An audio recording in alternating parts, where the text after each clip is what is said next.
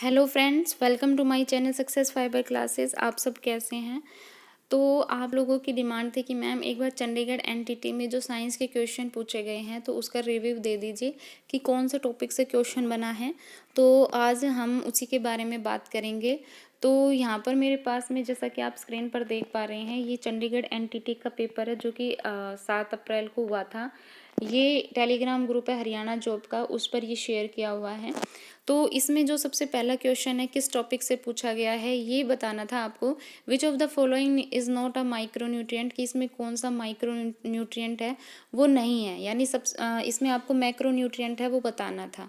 ठीक है, तो भाई ये जो क्वेश्चन बना है हमारा क्लास 10th में जो न्यूट्रिशन वाला टॉपिक है उससे बना है।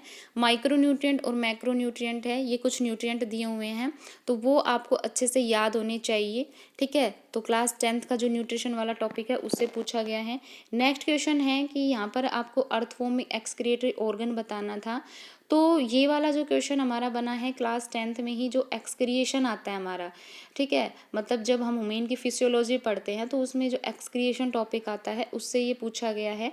ठीक है, सॉरी, हाँ, एनिमल्स की जो फिजियोलॉजी है उसमें एक्सक्रिएटरी ऑर्गन अर्थवॉर्म का पूछा था। तो ये आपको क्लास 10th की बुक में अगर आप उसको अच्छे से पढ़ लेते हो तो आप इस क्वेश्चन को ईजिली कर पाते हो। उसके बाद फिर नेक्स्ट क्वेश्चन है हमारा, ये जो नेक्स्ट क्वेश्चन आपका पूछा गया है क्लास 9th की जो एनसीईआरटी बुक है उससे पूछा गया है। इसमें मोशन का है, क्लास 9th में जो मोशन टॉपिक है उससे। इसमें आपको स्पीड डिस्टेंस दी हुई थी 240 किलोमीटर की। ये कह रहा है कि अगर हम स्पीड को इंक्रीज़ कर देते हैं तो ये 1 घंटा कम टाइम लेता है डिस्टेंस को कवर करने में, तो ओरिजिनल स्पीड आपको बतानी थी। ठीक है, तो ये आपका क्लास 9th की एनसीईआरटी बुक है उससे पूछा गया है। तो आपने देख ही लिए कि 3 क्वेश्चन कितने इजी पूछे गए हैं, बिल्कुल 9th क्लास की और 10th क्लास की जो एनसीईआरटी है उससे पूछे गए हैं। और इसमें एग्ज़ाम मतलब जब मैंने ये देखा, एनालाइज किया, तो इसमें सबसे बड़ी बात ये थी कि इसमें सिर्फ 9th और 10th से ही क्वेश्चन पूछे गए हैं और इन्हीं मेन टॉपिक्स पर इन्होंने फोकस किया है, बाकी और किसी पर फोकस नहीं किया। तो आप भी इन्हीं टॉपिक पर ही फोकस कीजिए। जैसे मैंने आपको बताया था, एक टॉपिक क्लास 10th में जो अपना लाइट वाला टॉपिक आता है आपको वो अच्छे से पढ़ना है। तो ये क्वेश्चन लाइट वाला जो क्लास 10th है उसमें पूछा गया है कि in order to observe full height H of a person of a plane mirror the minimum height of mirror, कि जो मिनिमम हाइट है मिरर की वो कितनी होनी चाहिए। तो बेसिकली ये प्लेन मिरर की जब आप कैरेक्टरिस्टिक पढ़ते हो तो प्लेन मिरर की कैरेक्टरिस्टिक में से ये क्वेश्चन आपका बना है। तो क्लास 10th में जो प्लेन मिरर वाला टॉपिक है उसमें अगर आप उसको ढंग से पढ़ते हो तो उसमें लिखा हुआ ये सारी चीज़ें अच्छे से, उसकी कैरेक्टरिस्टिक एक्सप्लेन की हुई है, तो आप इस क्वेश्चन को ईजिली कर पाते हो। ठीक है, उसके बाद फिर जो साइंस का यहाँ पर नेक्स्ट क्वेश्चन बना था हमारा, ये बना था पोल्यूशन वाले चैप्टर से, और बेसिकली वाटर पोल्यूशन से बना था कि वाटर पोल्यूशन से इसमें कौन सी डिजीज़ होती है। तो इसका मतलब आपको जो ह्यूमन डिजीज़ वाला चैप्टर है क्लास 9th में आता है, वो आपको अच्छे से पढ़ना है। चैप्टर का नाम है why do we fall ill. Disease वाला चैप्टर तो आपको हर हाल में करना है, इससे आपका क्वेश्चन बनेगा ही बनेगा। ठीक है, उसके बाद फिर नेक्स्ट क्वेश्चन जो बना है ये कह रहा है कि मोमबत्ती जलाना कौन सा चेंज है, बर्निंग ऑफ कैंडल आपको बताना था कि कौन सा चेंज है। तो ये क्लास 10th का जो अपना पहला टॉपिक है ना, balancing chemical equation and reaction, तो उसमें आता है ये फिजिकल चेंज और केमिकल चेंज, और क्लास 9th में भी आता है ये फिजिकल चेंज और केमिकल चेंज। ठीक है, ये आता है क्लास 9th में। हमारा जो second chapter is matter around us pure, तो उसमें भी दिया हुआ है और क्लास 10th में भी आता है। ठीक है, तो आप देख रहे हो कि कितना इजी क्वेश्चन यहाँ पर पूछा गया है। तो आपको क्लास 10th और 9th पर अच्छे से फोकस करना है। उसके बाद फिर नेक्स्ट क्वेश्चन है, ये कह रहा है कि ब्लास्ट फर्नेस का जब रिडक्शन जोन होता है तो उसमें हम हेमेटाइट से आयरन को रिमूव करने के लिए कौन सा रिड्यूसिंग एजेंट यूज करते हैं। ठीक है, तो ये अपना मेटलर्जी वाला जो टॉपिक है क्लास 10th में, मेटल नॉन मेटल वाले में मेटलर्जी है, उसमें जो हमें एक्सट्रैक्शन करते हैं मेटल का, तो उस वाले वहीं टॉपिक से ये पूछा गया है क्लास 10th। उसके बाद फिर नेक्स्ट क्वेश्चन है, ये कह रहा है कि acceleration of a body projected upward with a certain velocity. ये जो क्वेश्चन बना है हमारा क्लास 9th में, जो ग्रेविटेशनल वाला टॉपिक है ना क्लास 9th में, मोशन के बाद आता है ग्रेविटेशनल फोर्स वाला टॉपिक, उससे पूछा गया है। ठीक है, इसका मतलब आपको यहाँ पर ग्रेविटेशनल फोर्स जो क्लास 9th का है वो आपको अच्छे से पढ़ना है। ठीक है, उसके बाद फिर दोबारा से देखो, हमारा ग्रेविटेशनल वाला से ही पूछा गया है कि एक्सीलरेशन ड्यू टू ग्रेविटी है। ये मतलब कैसे वेरी करते हैं। तो आपको पता है अर्थ की जो लैटिट्यूड होती है उसके साथ में क्या होती है, ये वेरी करती जाती है। ठीक है, तो इसका मतलब आपको क्लास 9th में जो ग्रेविटेशनल फोर्स है उस टॉपिक को तो अच्छे से पढ़ना है, क्योंकि चंडीगढ़ एनटीटी में इसी टॉपिक से 2 क्वेश्चन आपके बने हैं। उसके बाद फिर नेक्स्ट है which of the following type of inertia is not possible. दोबारा से मोशन वाला टॉपिक आ गया। ठीक है, मोशन से ही क्वेश्चन बन गया। एक मोशन का क्वेश्चन पहले बना था जिसमें आपका न्यूमेरिकल वाला पोर्शन बना था, और दूसरा आपका ये थ्योरेटिकल आ गया। यानी आपको क्लास 9th की जो फिजिक्स में मोशन वाला टॉपिक है उसको भी अच्छे से आपको पढ़ने की नीड है। ठीक है, उसके बाद फिर आता है केमिस्ट्री का टॉपिक। इसमें आपसे एक एलिमेंट है उसका मास नंबर दे दिया, नंबर ऑफ न्यूट्रॉन दिया है 14, और ये कह रहा है कि नंबर ऑफ इलेक्ट्रॉन है वो कितने होंगे।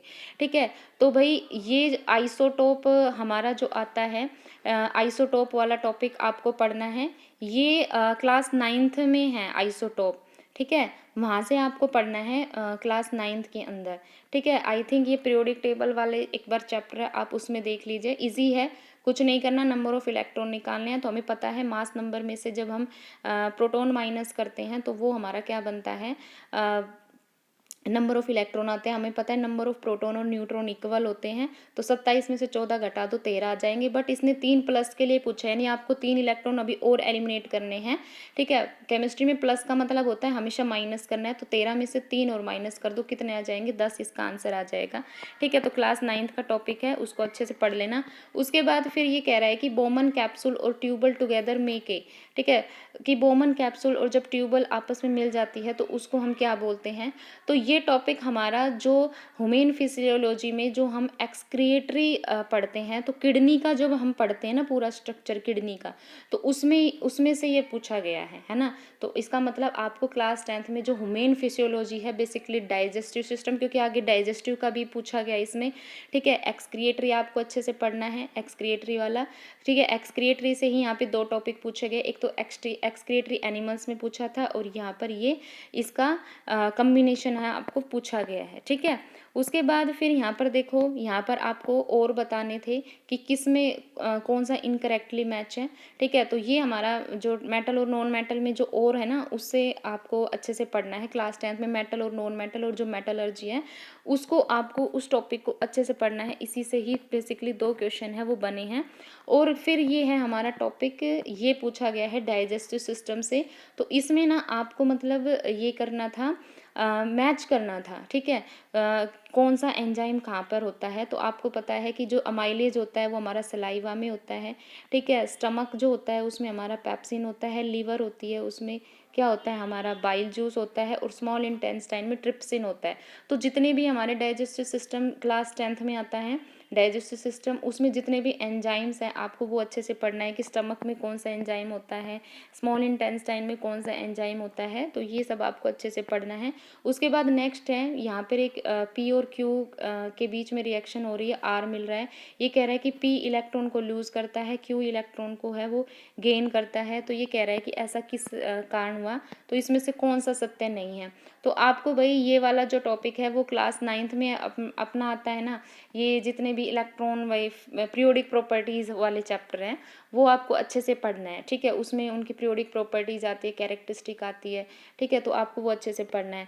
तो आपने क्या क्या देखा है चंडीगढ़ एनटीटी के एग्जाम से कि बेसिकली इन्होंने किन टॉपिक पर ज़्यादा फोकस किया है। तो सबसे पहले अगर मैं बात करूँ तो इन्होंने लाइट वाले चैप्टर पर अच्छे से फोकस किया है। जो ह्यूमन फिजियोलॉजी है, डाइजेस्टिव सिस्टम, एक्सक्रिएटरी ऑर्गन, उस पर इन्होंने अच्छे से फोकस किया है। मोशन वाला जो चैप्टर है क्लास 9th में उसको पर फोकस कर रखा है। ग्रेविटेशनल फोर्स पर इन्होंने फोकस कर रखा है। और जो why do we fall ill वाला चैप्टर है, डिजीज वाला, क्लास 9th में उस पर इन्होंने अच्छे से फोकस कर रखा है। और पीरियोडिक प्रॉपर्टी वाला जो टॉपिक है उस पर भी इन्होंने फोकस कर रखा है। तो आई होप आपको समझ आ गया होगा कि आपको अब किस तरह से पढ़ना है। आपको एनसीईआरटी से बाहर कुछ भी नहीं पढ़ना है, सिर्फ 9th-10th की एनसीईआरटी को आप रीड कर लो, आपका क्वेश्चन इजीली है वो बन जाएगा। आई होप आपको वीडियो अच्छी लगी है तो चैनल को ज़्यादा से ज़्यादा लाइक कीजिए, शेयर कीजिए, सब्सक्राइब कीजिए। Thank you very much.